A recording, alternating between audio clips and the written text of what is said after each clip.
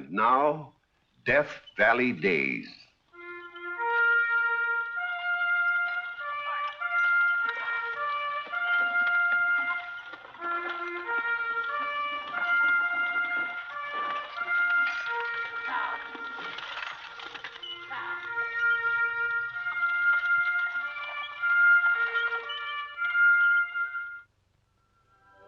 Howdy, folks. I'm the old ranger, and I have another interesting true story for you about the historic Death Valley country. You are about to watch a murder trial. The case of the notorious red-headed bandit who once terrorized the whole Death Valley region. The time is May 1883. The place, Independence, California, seat of Inyo County where Death Valley is located. In the old courthouse on this spring morning, the wheels of justice are already moving in the Trial of Red Haskell. I shall prove, gentlemen of the jury, that the accused did, on the 18th of January of this year, shoot and kill one Wesley Rogers, stage driver, on the road between Darwin and Lone Pine. And that he did also, on the night of March 4th, murder in cold blood one Cyrus Barlow at Tule Ranch, Panamint Valley. The motive in both cases, robbery.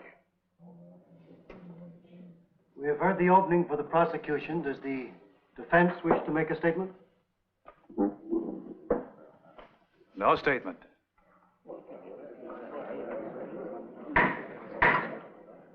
All right, the prosecution will call the first witness. The first witness, Your Honor, is Mrs. Juliana Carhart of Darwin, California.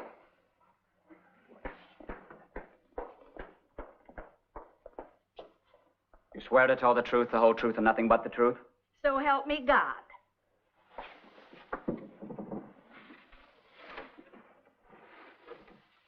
Mrs. Carhart, I understand you are a widow. I am, going on 17 years. You support yourself? I do. I run the Pioneer Restaurant in Darwin. Best eating place in town. Mrs. Carhart, where were you on the afternoon of January 18th of this year? On the stage, going from Lone Pine to Darwin. Tell us what happened. Well, just beyond the turnoff to Cerro Gordo, we were held up. I heard a voice say, "Throw down the box," and looked out to see this bandit standing in the road with his gun aimed at the driver. Instead of obeying, the driver cracked his whip and yelled, "Get out!" That's when the bandit fired and shot him. I let out a scream. I couldn't help it. The fellow walked over to me. For a minute, I thought he was going to shoot me, too, and said, "Shut up." And as if that wasn't enough, he reached out and grabbed my gold watch, the watch my deceased husband had given me when we were married. And you had a good look at the killer. He was this close to me. I could see the color of his eyes, a cold gray, and a scar on his right cheek, even his red whiskers where he needed a shave. You'd recognize him if you saw him again?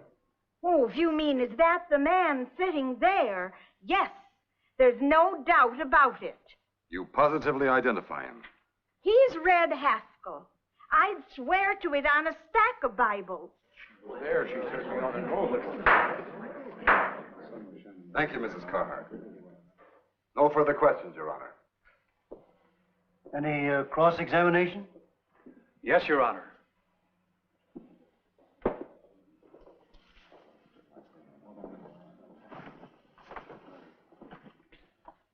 Mrs. Carhart, how did you know that the bandit in question was Red Haskell? How did I know? Why, the driver said so.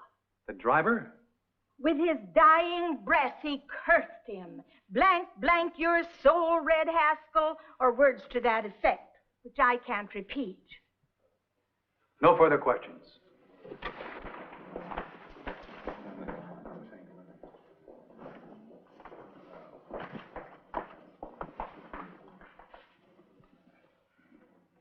The next witness, Mr. Alfred Hobson of San Francisco, California, detective for Wells Fargo.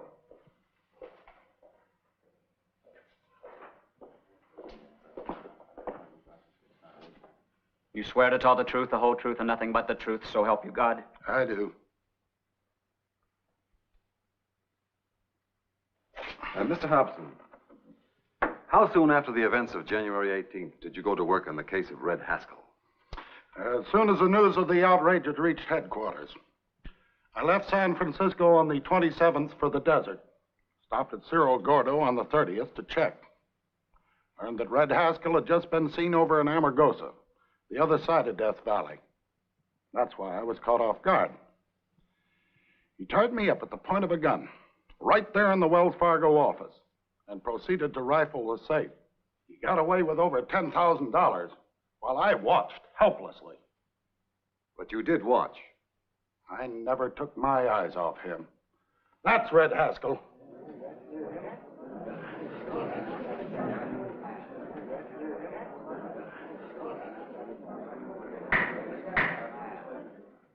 Your witness.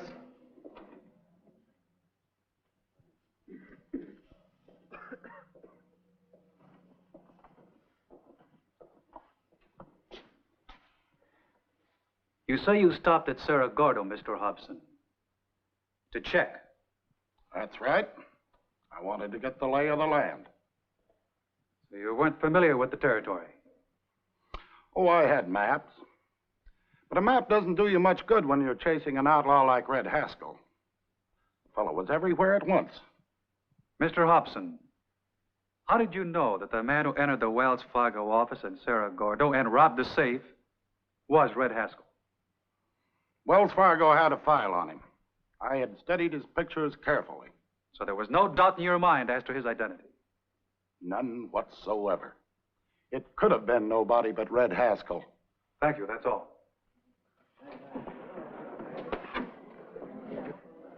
Call your next witness, Mr. Wyckoff. Jose Carrasco, Tule Ranch, Panamint Valley.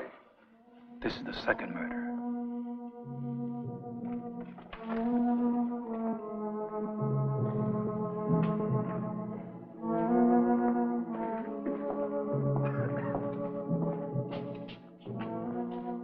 You swear to tell the truth, the whole truth, and nothing but the truth, so help you God? I do. You worked for Mr. Cyrus Barlow as a ranch hand. See, 5, maybe so 6 years. Did you get along well with him? Sure, he good boss. Jose very sorry he sell out. When did he sell the place? 1 week before he is killed. This is why he have so much cash money. Will you tell us in your own words what happened on the night of March the 4th?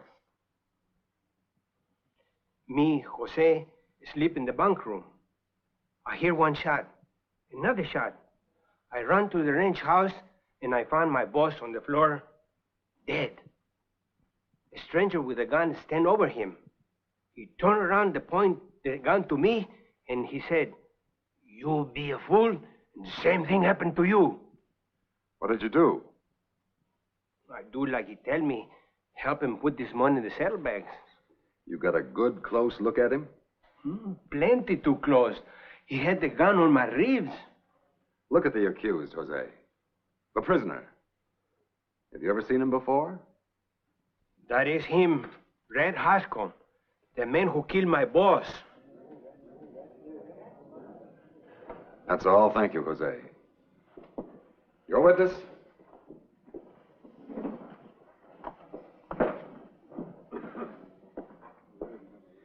Mr. Carrasco, had you ever seen Red Haskell before that night at the ranch? No, senor.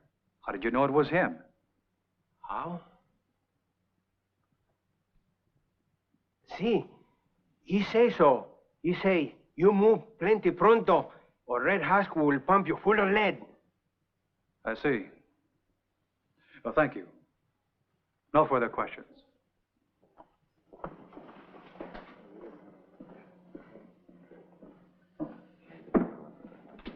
Prosecution rests.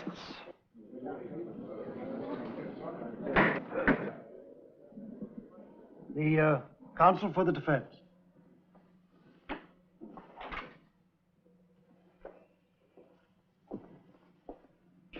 Your Honor, Mr. Foreman, gentlemen of the jury, The defense does not deny that the crimes which you've heard described here were committed. I shall not attempt to refute or disprove the charges brought against Red Haskell by the prosecution and substantiated by the testimony of these highly reputable eyewitnesses.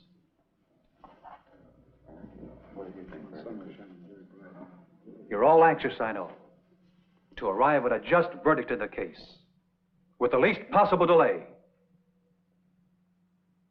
So I shall call to the stand one witness only. The accused.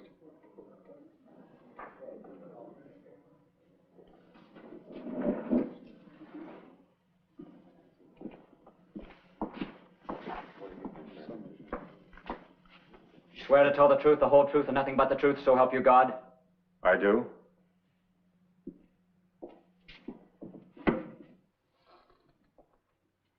You heard the evidence of the three witnesses called to the stand. Yes, sir. Mrs. Juliana Carhart, aboard the stage last January 18th when the driver met his death at the hand of Red Haskell. Do you recognize her?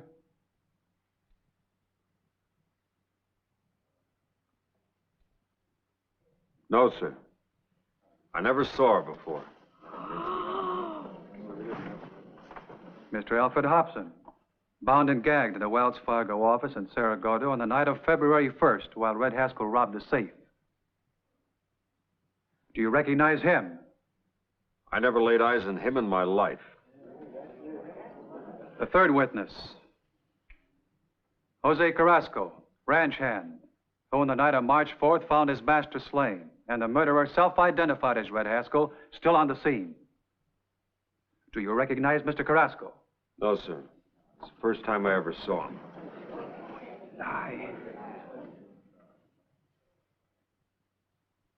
Yet each of these witnesses has separately and positively identified you as Red Haskell. You are Red Haskell. No, sir.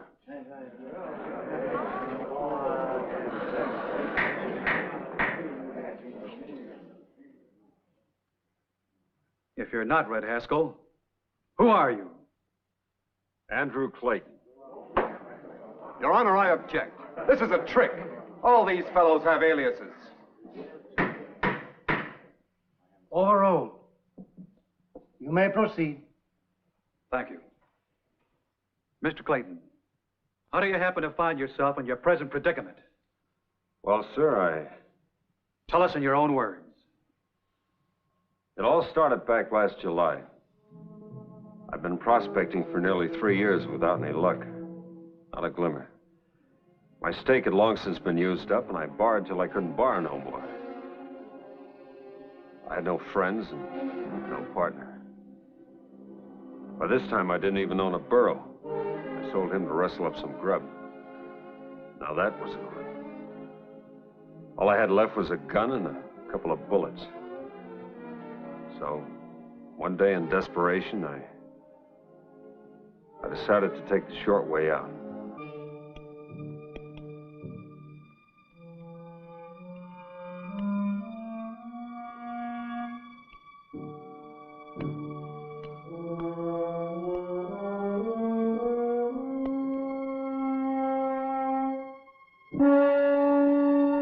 Drop that gun!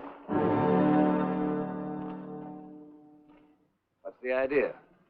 I got it right. Don't move! I'll pick it up.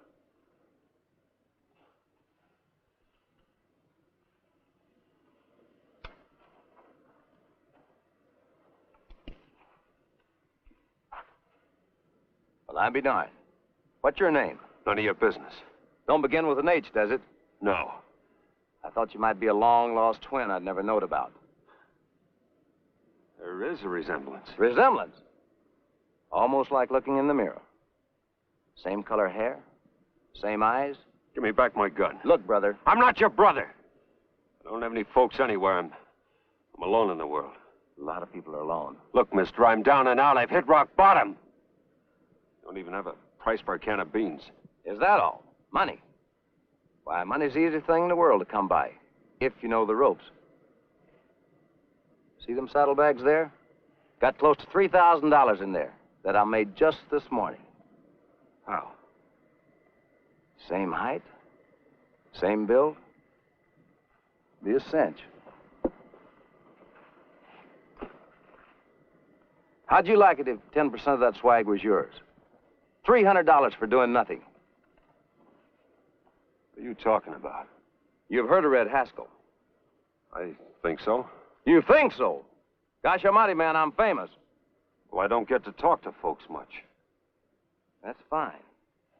So much the better. Because from now on, you're going to pass for me. The devil I am. Give me back my gun. Hold on, hear me out. This is a great proposition I'm offering you. I said, give me back my gun. And I said, hear me out.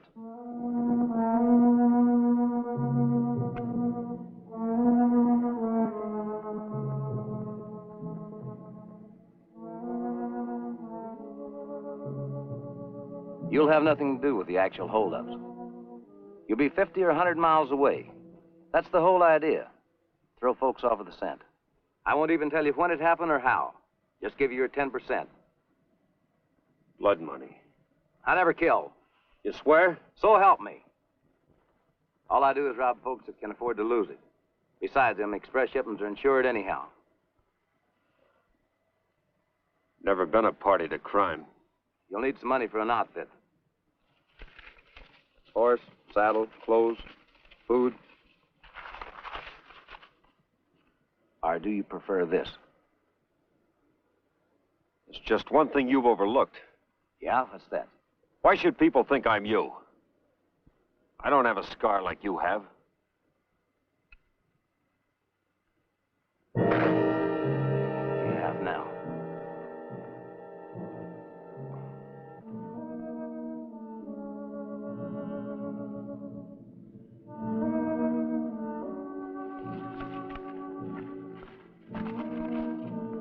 We'll have a practice run.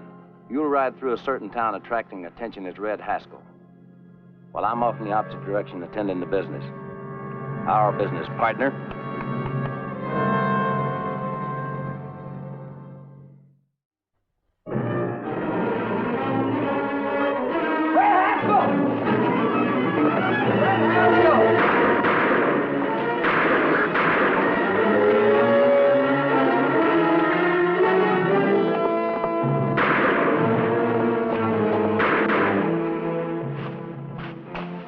See how easy it is? Yeah. Between jobs, you just lay doggo. Keep out of sight until I give you orders where to head next. Right. We'll make this spot our rendezvous. Now, ain't you glad you didn't spoil them good looks of yours with a bullet? Sure. Sure I am. Well, that's how it started.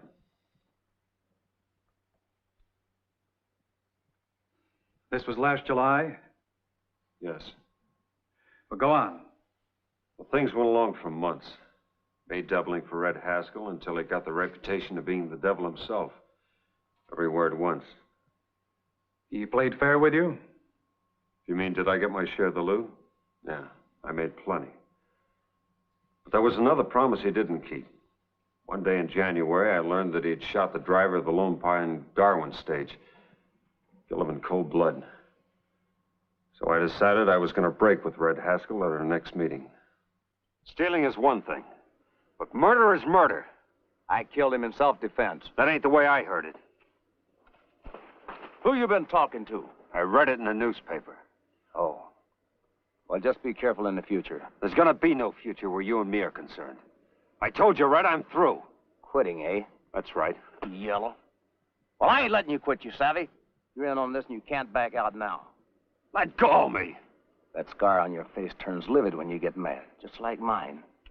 You sure are a dead ringer for me. I wouldn't try to welch on this job if I were you, partner. I was trapped and I knew it. He had me where he wanted me. I didn't have the guts to do anything but to go along with him.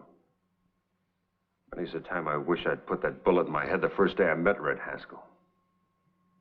After that, things went from bad to worse. Red stopping at nothing. He couldn't hide from me what he was doing. The whole desert rocked with it. How long did this go on? A couple of more months. And you still couldn't muster the moral courage to make a break? Not until early this spring when I met a girl. Daughter of a homesteader over near Wild Rose. She seemed to like me pretty well, too. Suddenly, I began to think what it would mean to lead an honorable life. Have a home, a family. Love gave me courage. I wasn't afraid anymore. Of anything.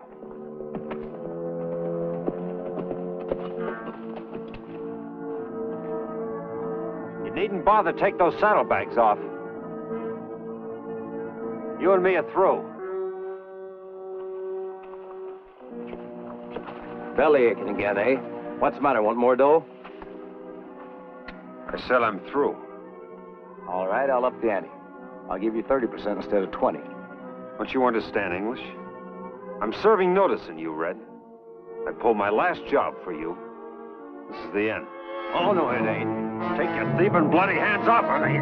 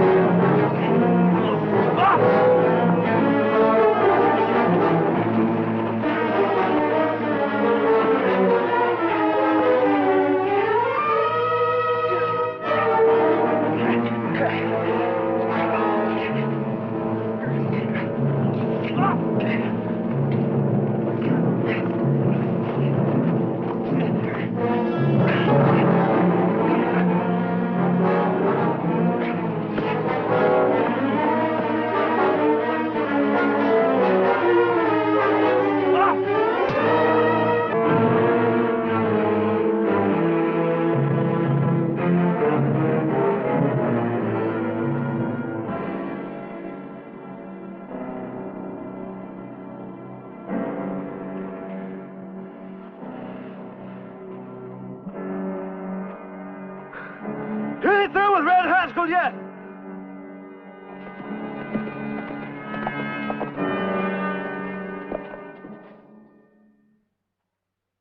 I'd made the break. I was a free man again. What did you do then? The next day I headed for Wild Rose to see my girl. Tell her what I couldn't tell her before. That I loved her. Wanted to marry her. But on the way over, a posse picked me up and arrested me as Red Haskell. Well, you know the rest of the story. So you never had the chance to make your declaration to this girl? I have now. She's in this courtroom? Yes, sir. Will the young lady please stand up?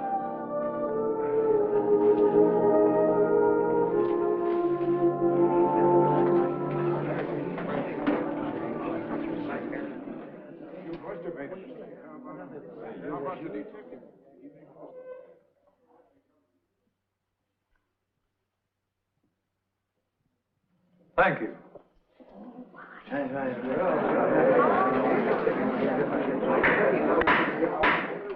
Order in the court. Any further questions? Just one more. Mr. Clayton, how did this posse happen to pick you up? Somebody tipped off the authorities. Told them where to find me. Must have been Red Haskell. Your Honor, I object. The witness is expressing an opinion, not a fact. Well, Mr. Wyckoff, you're the only one in a position to know who did tip you off.